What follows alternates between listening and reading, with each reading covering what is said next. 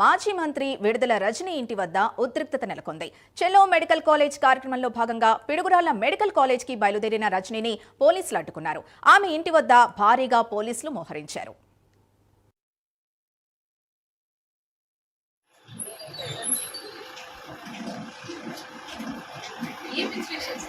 వెళ్ళడం వల్ల సమస్య వస్తుంది. ప్రభుత్వం చేస్తున్న తప్పుని, ప్రభుత్వం ఇచ్చినటువంటి తప్పుడు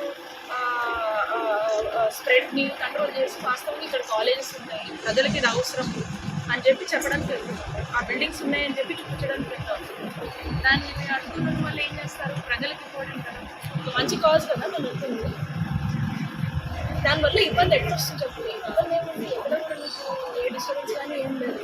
మేము వెళ్ళి ఆ కాలేజ్ దగ్గర ఇది మేము నిర్మించాము, మా జగన్మోహన్ రెడ్డి గారు నిర్మించాము, ప్రజలకు ఉపయోగపడుతుందని చెప్పేస్తాము.